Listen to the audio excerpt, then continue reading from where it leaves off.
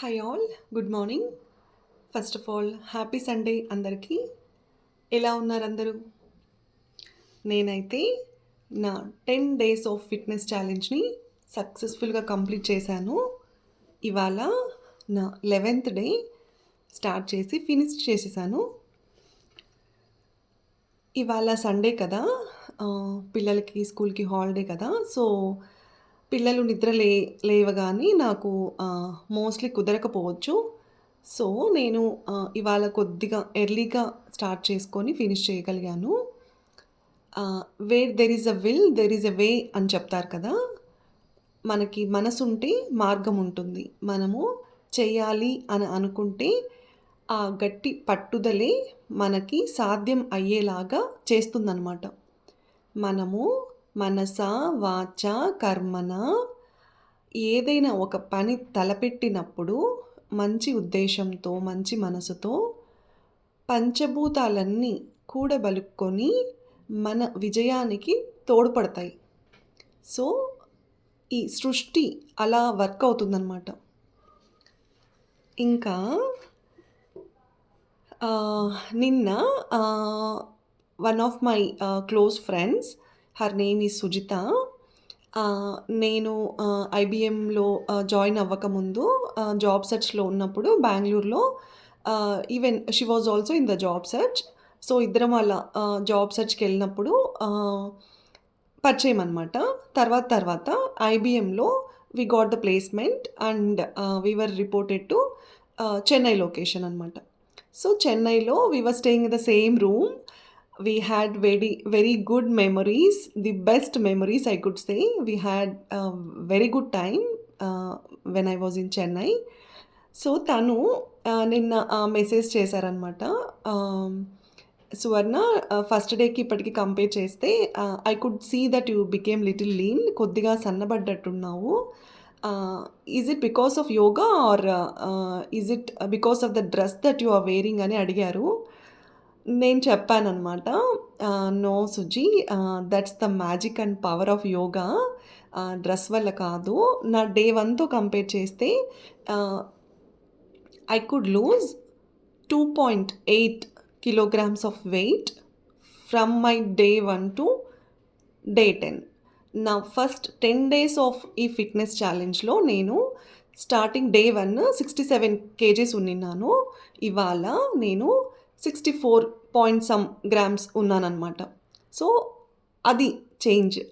So అలా అది ఒక రోజుతో 2 రోజులతో, ఒకరోజు చేసి 2 రోజులు చేసి వదిలేయడం వల్ల అవ్వదు. కన్సిస్టెంట్గా మన ఫుడ్ హ్యాబిట్స్, మన sleep habits, circadian rhythm, healthy and active డేని ప్లాన్ చేసుకోవడం వల్ల సాధ్యపడుతుందన్నమాట. ఇంకా సుజిత, నేను కూడా స్టార్ట్ చేస్తాను. I could also get relief from stress అని చెప్పావు. Hope you start it and you could also see the magic of yoga. ఇంకా నేను చిన్నప్పటి నుండి నేను ఓవర్ వెయిట్ ఏం లేను. నేను ఒక రకంగా చెప్పాలంటే ఇంకా సన్నగానే ఉండేదాన్ని. ఒక వయసు వరకు మా ఫ్రెండ్స్ స్కూల్లో కానీ, కాలేజ్‌లో కానీ చాలా సన్నగా ఉన్నావు, ఇంకా తిను అని ఫోర్స్ చేసేవాళ్ళనమాట. ఇంకా చెప్పాలంటే స్కూల్లో మా తెలుగు మ్యామ్, రమాదేవి మ్యామ్ అని చెప్పి, ఆ మ్యామ్ నన్ను పక్కన కూర్చోబెట్టుకొని మరి నేను తింటున్నానా లేదా అని మానిటర్ చేసేవారనమాట. Because I was that lean, నేనంత సన్నగా ఉండేదాన్ని. ఆల్ ఆఫ్ సడన్, ఈవెన్ నేను నా ఫస్ట్ బేబీని డెలివర్ చేసినప్పుడు కూడా, ఐ థింక్ మేబీ నేను కొన్ని షార్ట్స్‌లో అప్లోడ్ చేశాను. నా పెద్ద కూతుర్ని నేను ఎత్తుకొని ఉన్న ఫొటోస్‌లో. అప్పుడు కూడా నేను I didn't gain more weight. అప్పుడు కూడా నాకంత వెయిట్ ఏమీ రాలేదు.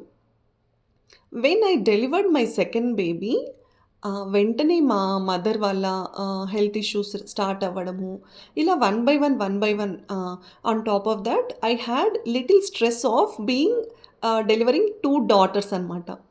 సో ఇలా ఇద్దరు అమ్మాయిలు పుట్టారు అన్న ఒక స్ట్రెస్, మా mother health issue, all of sudden I couldn't take it అనమాట.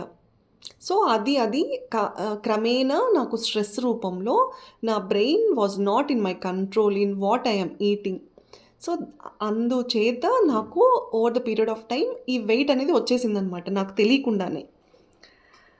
సో, ఎప్పుడైతే స్కూల్లో, కాలేజెస్‌లో మా ఫ్రెండ్స్ ఇంకా తిను, ఇంకొంచెం తిను, ఇంకొక 2, 3 ముద్దలు ఎక్స్‌ట్రా తిను అని చెప్పేవాళ్ళు. ఇప్పుడు నేను గుర్తు చేసుకుంటే I am like I have to tune my brain కొద్దిగా ఒక 2, 3 ముద్దలు తక్కువ తిను, 2, 3 ముద్దలు తక్కువ తిను అని. చూసారా లైఫ్ అతి కొద్ది టైమ్ స్పాన్‌లోనే ఎంత చేంజ్ జరుగుతుందో మన లైఫ్‌లో, మన బాడీలో. ఎక్కువ తినాలి అన్న స్టేజ్ నుండి ఎంత తక్కువ తింటే అంత బెటర్ కదా! బికాజ్ ఏజ్ పెరిగే కొద్దీ మన బాడీలో irrespective of the food habits మనము ఫుడ్ హ్యాబిట్స్ మీద ఎటువంటి రిలేషన్ లేకపోయినా కూడా హార్మోనల్ ఇంబ్యాలెన్సెస్ వల్ల కూడా వెయిట్ గెయిన్ అనేది పాసిబుల్ అనమాట. సో, అలా. ఆహ్, ఇంకా ఆహ్, ఈ డెలివరింగ్ 2 డాటర్స్ వలన కూడా నాకు కొంచెం స్ట్రెస్ యాడ్ అయిందని చెప్పాను కదా! దాని గురించి మాట్లాడదాము. నిన్నటి రోజు నేను breast cancer related, colon cancer related various asanas core muscle మీద ఎలా వర్క్ అవుతుంది అవన్నీ డిస్కస్ చేశాను. లాస్ట్‌లో నేను జెండర్ ఇనీక్వాలిటీ అంటే లింగ అసమానత, జెండర్ ఈక్వాలిటీ, లింగ సమానత, జెండర్ డిస్పారిటీస్, లింగ వివక్ష అంటారు కదా! సో, వీటన్నిటి గురించి మాట్లాడదాము. నేను నిన్న ఆల్రెడీ చెప్పినట్లుగా నేను అమ్మాయిల పక్షపాతిని కాదు, అలాగని అబ్బాయిలకి వ్యతిరేకిని కాదు.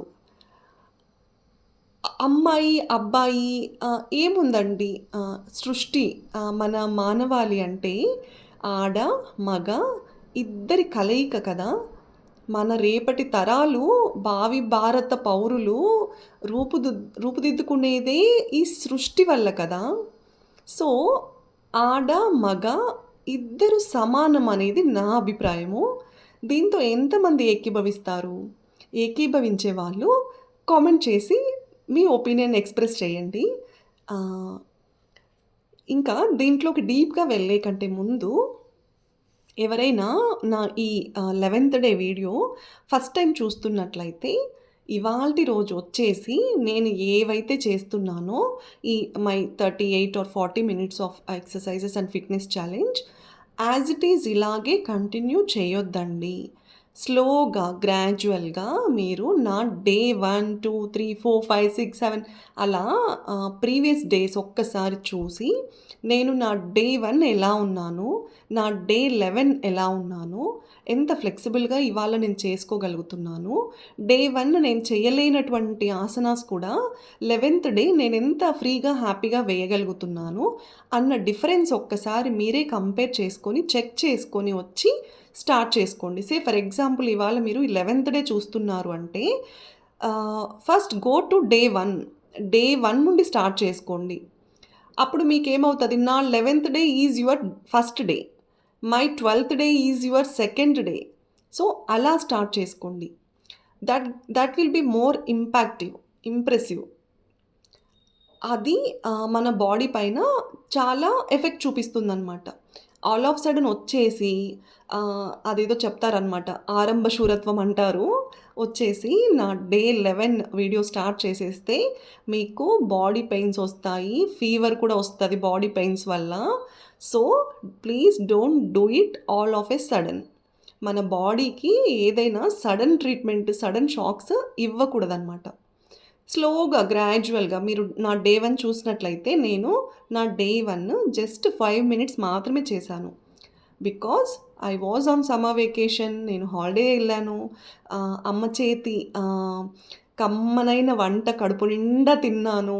నాకు పొట్టొచ్చేసి ఉండే. నేను 3 కిలోస్ వెయిట్ పెరిగొచ్చాను. సో, అదంతా తగ్గించుకోవడానికి I had done excessive workouts in the past 10 days అనమాట. సో, నేను జంపింగ్ జాక్స్ అంటే ఎగరడము, వంగడము, బ్యాలెన్స్ చేసుకోవడము ఇలా చాలా రకాలటువంటి చేశాననమాట. సో, ఇవాళ నా 11థ్ డే నుండి నాకు అంత అవసరం లేదు అనిపించింది. Because I could lose that extra wait కదా! 3 కిలోస్ ఆఫ్ ఎక్స్‌ట్రా వెయిట్ తగ్గిపోవడం వల్ల నేను ఇంకా more focus on the flexibility మాత్రమే కంటిన్యూ చేయాలి అని అనుకుంటున్నాననమాట గోయింగ్ ఫార్వర్డ్. సో, అలా. ఇంకా నేను ఈ జెండర్ రిలేటెడ్ మాట్లాడాలని అనుకుంటున్నాను కదా! ఈ జెండర్ రిలేటెడ్ మాట్లాడాలి అనంటే నేను ఎక్కడి నుండి స్టార్ట్ చేయాలి అనంటే, నా చిన్నతనము, నా బాల్యం నుండి స్టార్ట్ చేయాలి. ఎందుకు నా బాల్యం నుండి స్టార్ట్ చేయాలి అనంటే, మేము నలుగురం పిల్లలము. నలుగురం పిల్లలైతే నేను థర్డ్ గర్ల్ అనమాట. అంటే మూడవ అమ్మాయిని. నాకు ఇద్దరు అక్కలు, ఒక తమ్ముడు ఉన్నారు. ఫస్ట్ ఇద్దరు ఆడపిల్లలు పుట్టినప్పుడు ఎవరికీ ఎటువంటి ప్రాబ్లమ్ ఉండదు. దే విల్ బి ఓకే అనమాట. ఇట్స్ ఓకే, ఫైన్, చల్తా హై అన్నట్లే ఉంటారు. ఎప్పుడైతే థర్డ్ బేబీ కోసము ఈగర్‌గా బేబీ బాయ్ కోసము 1000 కళ్ళతో ఎదురు చూస్తూ ఉండి ఉంటారో, ఎప్పుడైతే అమ్మాయి పుడుతుందో అక్కడ స్టార్ట్ అవుతది డిస్క్రిమినేషన్, జెండర్ డిస్క్రిమినేషన్. ఆ జెండర్ డిస్క్రిమినేషను ఎంత రేంజ్ వరకు ఉంటది అంటే, ఒక్కొక్క అమ్మాయికి ఒక్కొక్క రేంజ్‌లో ఉంటుందనమాట. ఒక్కొక్క లైఫ్‌లో ఒక్కొక్కలాగా ఫేస్ చేస్తారు ఈ జెండర్ డిస్క్రిమినేషన్. నా విషయానికి వస్తే, నేను ఓపెన్‌గా చెప్పేది ఏంటంటే, మా మదర్ అప్పుడప్పుడు చెప్పేవారనమాట. నేను పుట్టినప్పుడు చాలామంది దగ్గరి వాళ్ళు కూడా చూడడానికి కూడా రాలేదు. మళ్ళీ అమ్మాయి పుట్టిందే అన్న రీజన్ వల్ల చాలామంది చూడ్డానికి కూడా రాలేదు అని చెప్పేవారనమాట. నాకనిపించేది చిన్నప్పుడు అంటే అంత నాలెడ్జ్ లేకుండే, అంత మెచ్యూరిటీ లేకుండే. But I was in a in a sort of thinking mode అనమాట. ఆలోచించుకునేదాన్ని. అమ్మాయి అయితే ఏంటి? అబ్బాయి అయితే ఏంటి? అసలు ఎందుకు ఇట్లా వేరుగా చూస్తారు? I have to openly say this statement.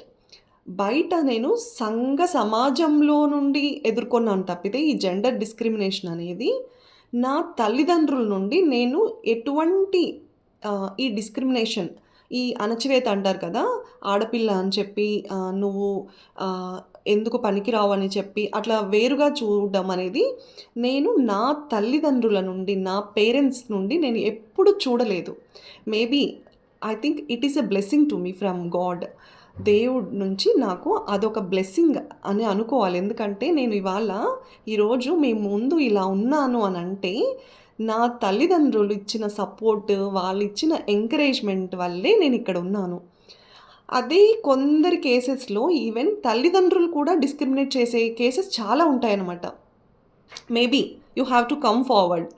ఎవరైతే ఇలాంటి సిట్యుయేషన్స్ ఫేస్ చేశారో వాళ్ళందరూ ముందుకొచ్చి కామెంట్ చేసి తెలియజేస్తే బయట ప్రపంచానికి తెలుస్తుందనమాట.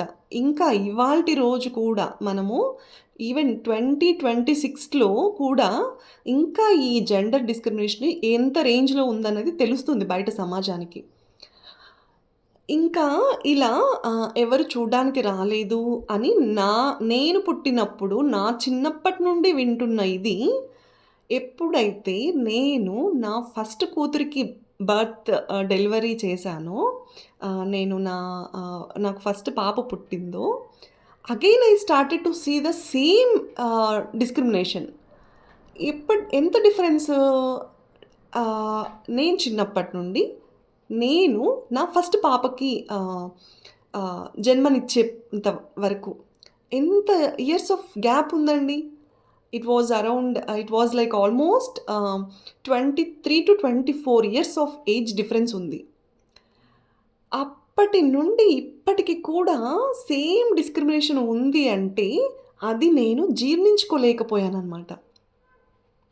అది నేను ఎందుకు జీర్ణించుకోలేకపోయానంటే, చిన్నప్పటి నుండి నేను ఏదైతే ఫేస్ చేశానో, being a third girl in the family, ఇప్పుడు ఇవాళ నా కూతురు even being first girl also is facing the same థింగే. ఎందుకిలా? తను ఫస్ట్ అమ్మాయి అయినా కూడా ఇవాల్టి రోజు ఇంత కాలక్రమేణా ఇన్ని మార్పులు, ఇంత టెక్నాలజీ, ఇంత vast changes in the world.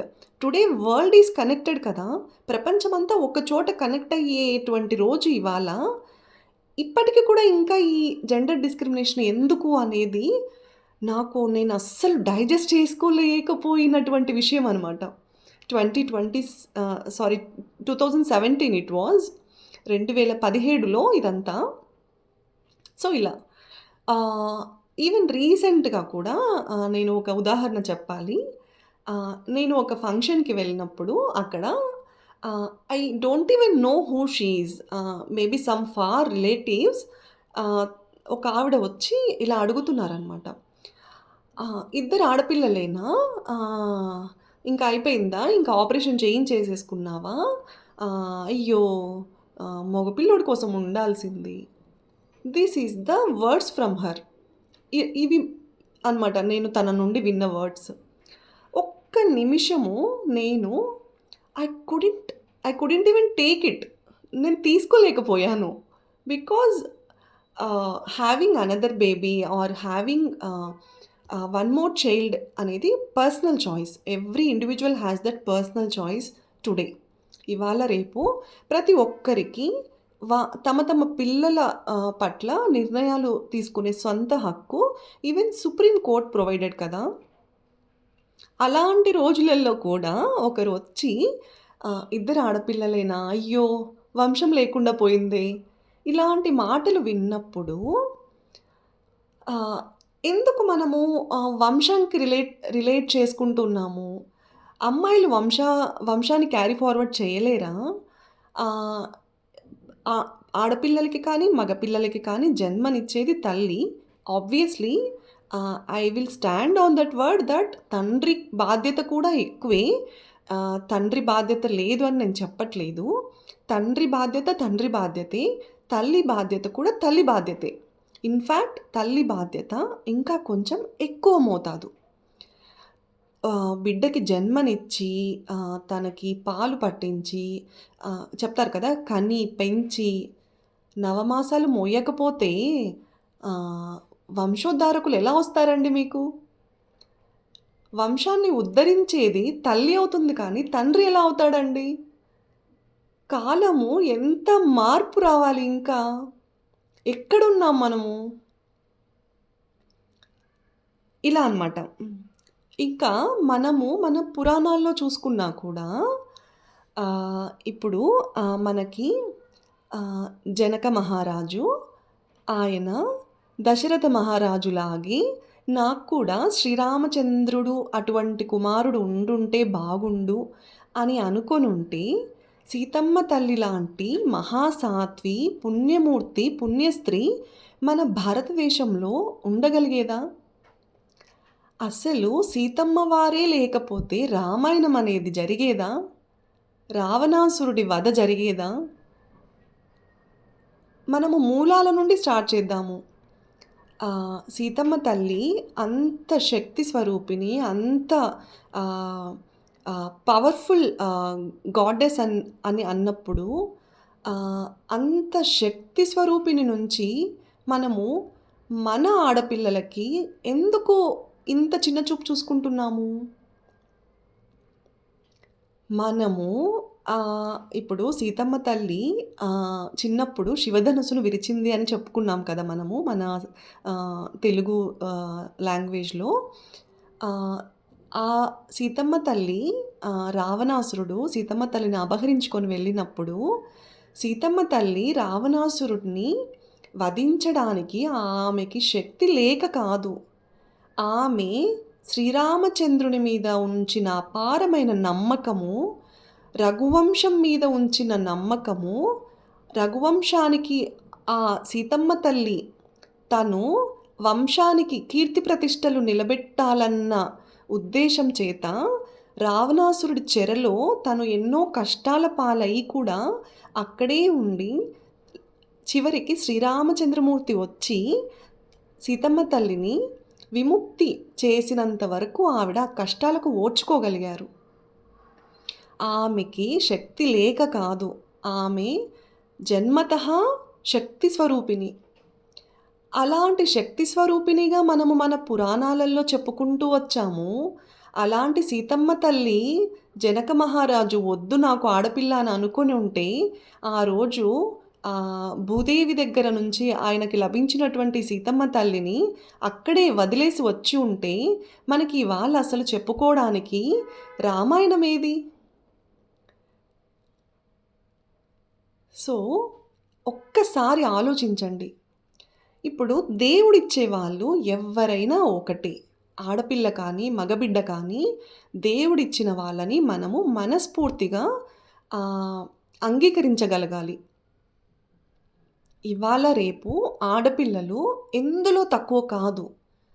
మరి పురాణాలతో కంపేర్ చేస్తే ఒక ఝాన్సీ లక్ష్మీబాయి, రుద్రమదేవి, ఇంకా నేను ఇందాక చెప్పినట్లు పురాణాల్లో చూసుకుంటే సీతమ్మ తల్లి, ఇలా చాలామంది ఉన్నారు మనకి చెప్పుకోదగ్గ వాళ్ళు.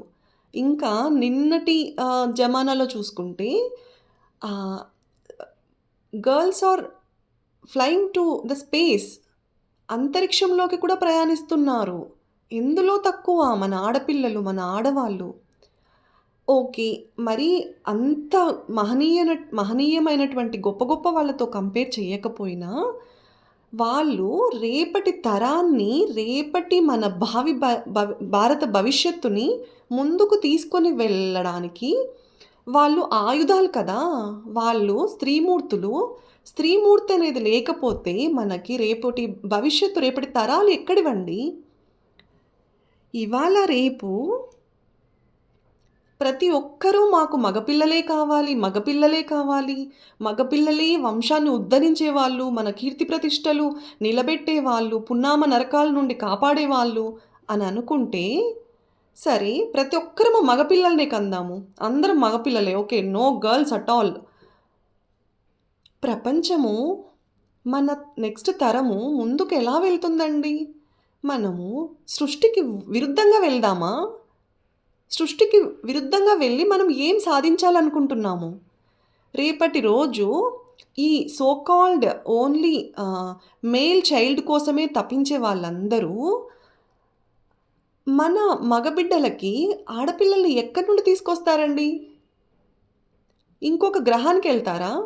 Are you guys seriously planning to go and get the girl childs from Mars? ఆడపిల్లల్ని మన అబ్బాయిల కోసము ఇంకొక గ్రహం, అంటే మార్స్, ఇంకొక గ్రహం ఉంది కదా, అతి సమీపమైన గ్రహం మనకి, మార్స్కి వెళ్దామా మన అబ్బాయిలకి తెచ్చుకోవడానికి? ఇవాళ రేపు జనన సర్వే తెలుసా మీకు? ప్రతి 1000 మంది మగపిల్లలకి 700 మందికి పడిపోయింది రేషియో. ఇదివరకటి కాలంలో, అంటే పాస్ట్ 10 years బ్యాక్ సిచ్యుయేషను, ప్రతి 1000 మంది అబ్బాయిలకి అట్లీస్ట్ 820 గర్ల్స్ ఉండేవారు. ఇవాళ ఆ రేషియో మరి ఎందుకు పడిపోయిందో, ఎక్కడ పడిపోయిందో తెలీదు, అలా పడిపోయింది. సో జెండర్ బ్యాలెన్స్ అనేది ఇంపార్టెంట్ కదా. రేపటి తరము ముందుకు వెళ్ళాలి, సృష్టి ముందరికి వెళ్ళాలి అంటే మగపిల్లలు ఎంత అవసరమో ఆడపిల్లలు కూడా అంతే అవసరం కదా. ఇంకా ఇవాళ రేపు నన్ను అడిగితే ఆడపిల్లలే ఇంకా అన్నిట్లో ముందుకు దూసుకొని వెళ్తున్నారనమాట. ఏ ప్రొఫెషన్లో లేరు చెప్పండి ఆడపిల్లలు? ఇవాళ రేపు మగపిల్లలు చేస్తున్నటువంటి అన్ని వృత్తులు ఆడవాళ్ళు కూడా చేపట్టారు. ఇంత టెక్నాలజీ అభివృద్ధి చెందుతూ ఉన్నా కూడా ఇంకా మగపిల్లల కోసం ఆ ఆశ, వంశోద్ధారకులు ఇక లేరు, మా వంశం ఇంకా ఏమైపోతుందో అని కంగారు పడే వాళ్ళందరి కోసం చెప్తున్నాను. ఆడపిల్లలు కూడా మన వంశాన్ని క్యారీ ఫార్వర్డ్ చేసేవాళ్ళే. ఫలానా వారి కూతురు అని చెప్పుకోవడంలో ఆ ఫలానా అనే పేరులో ఉంది కదండి మన వంశం పేరు. ఎక్కడికి పోయింది మన వంశము? ఎక్కడికి వెళ్ళలేదు. In fact I have to openly say this fact, అబ్బాయిల కంటే కూడా అమ్మాయిలు ఇంకా ఎక్కువ మల్టీ టాస్కింగ్ చేయగలరు.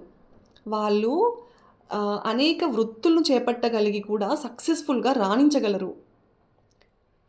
ఇంకా అబ్బాయిల కంటే అమ్మాయిలే తల్లిదండ్రుల మీద ఎక్కువ ప్రేమగా ఉండగలరు.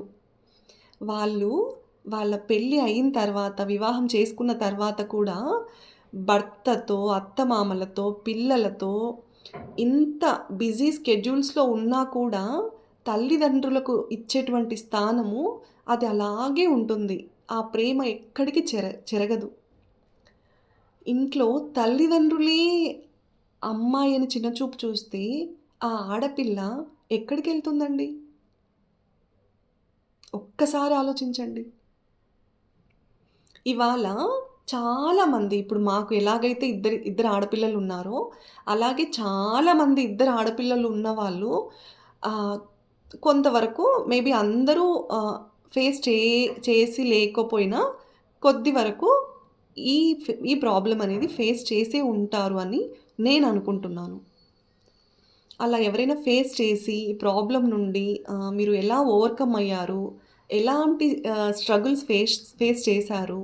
అన్నది ఒక్కసారి ఈ వీడియో చూస్తున్న వాళ్ళెవరైనా మీకి మనసుకు హత్తుకొనుంటే ఒక్కసారి కామెంట్ చేసి కొంచెం బూస్టప్ ఇవ్వండి. బికాజ్ ఇట్ డ్రైన్స్ మీ అనమాట. నన్ను చాలా కృంగతీస్తుంది ఈ టాపిక్. నేను ఎప్పుడు ఈ టాపిక్ గురించి ఆలోచించినా కూడా అరే! మనం ఎక్కడున్నాము?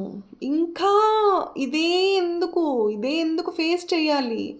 రేపొద్దున నా కూతుర్లు కూడా ఎందుకు ఇదే ఫేస్ చేయాలి? అన్న బాధ నన్ను చాలా హింసిస్తూ ఉంటుందనమాట.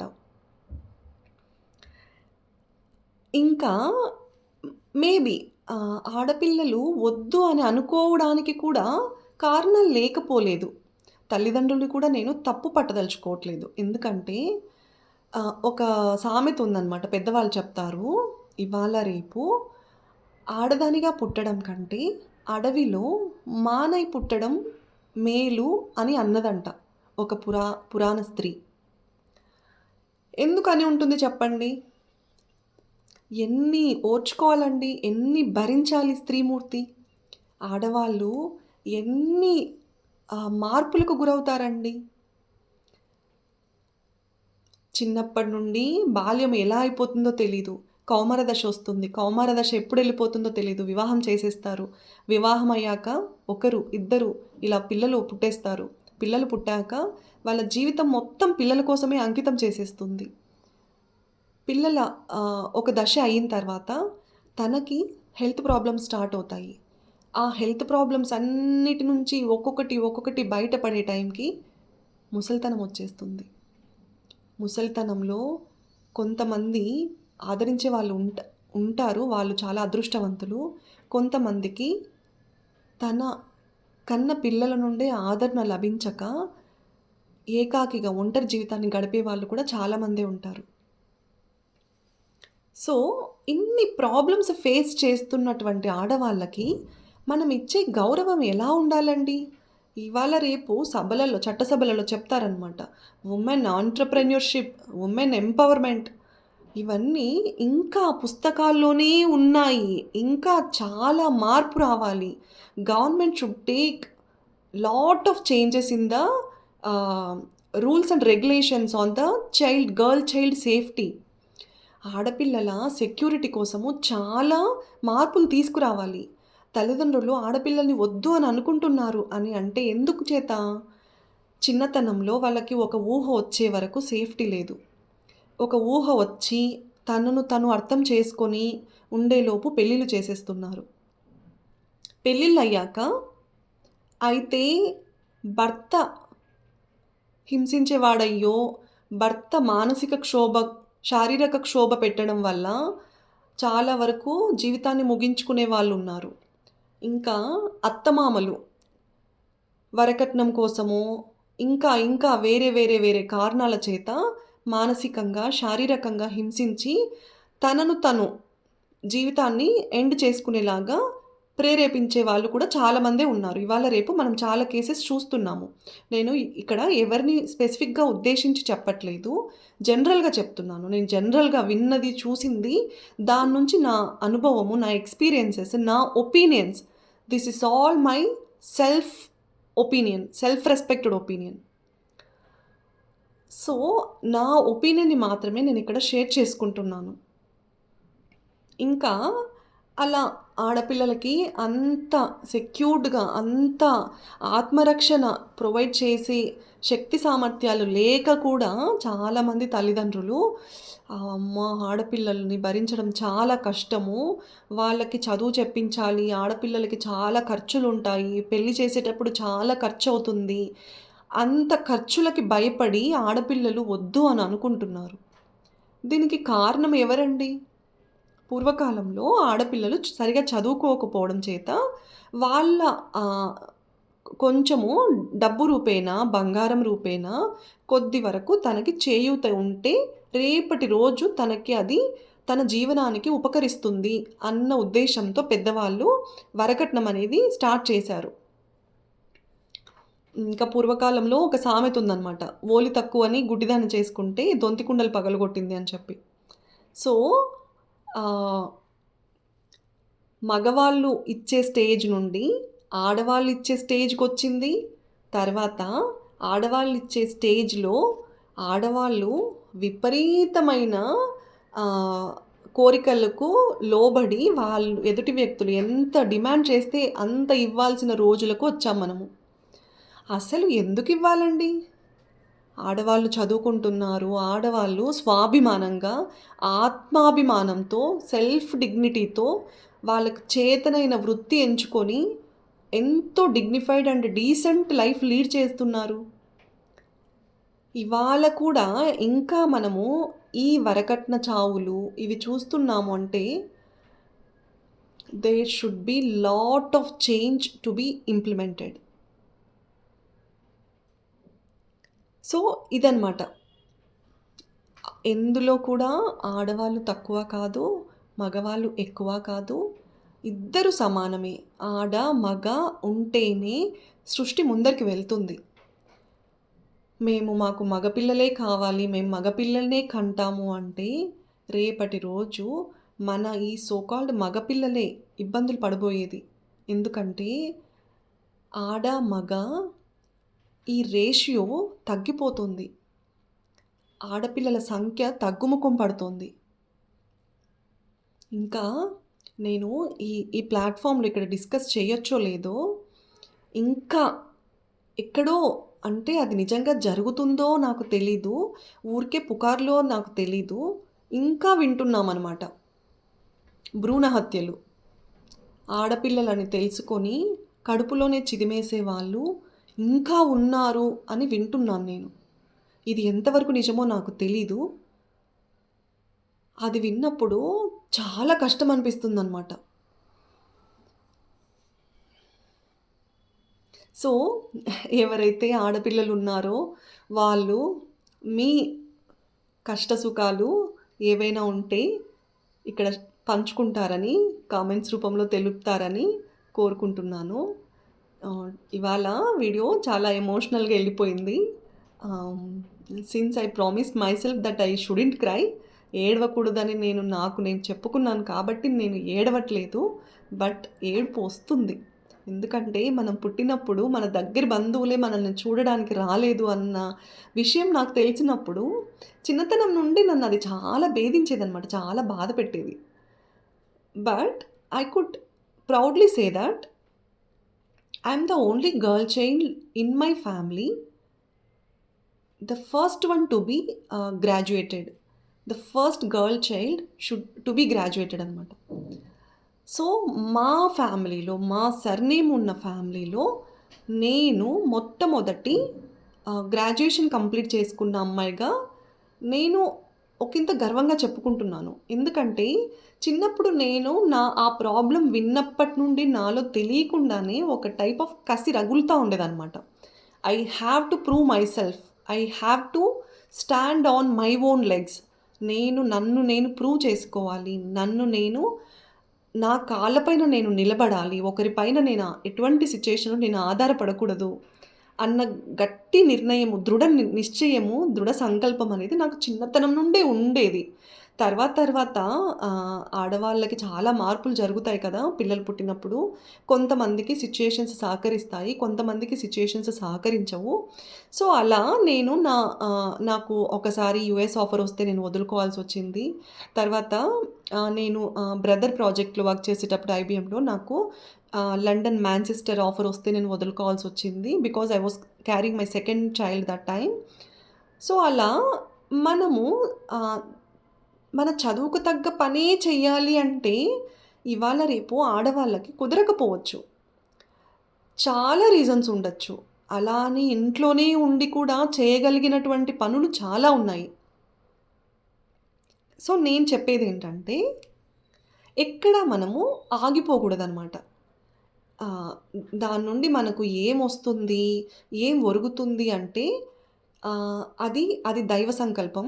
మనము చేసే పని మనసా, వాచా, కర్మన క్రమశిక్షణతో, చిత్తశుద్ధితో చేస్తే పంచభూతాలు సాక్షిగా, పంచభూతాలు కూడబలుక్కొని మన రేపటి ముందడుగు కోసము అవి ఉపకరిస్తాయన్నమాట.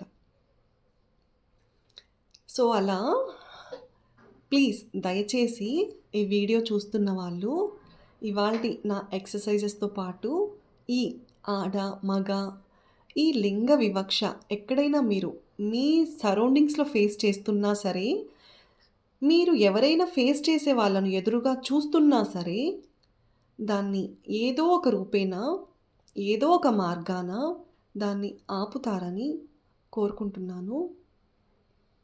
ఇవాళ నేను నా ఎక్సర్సైజెస్ ఆల్మోస్ట్ ఫినిషింగ్ స్టేజ్‌కొచ్చాను. ఇంకా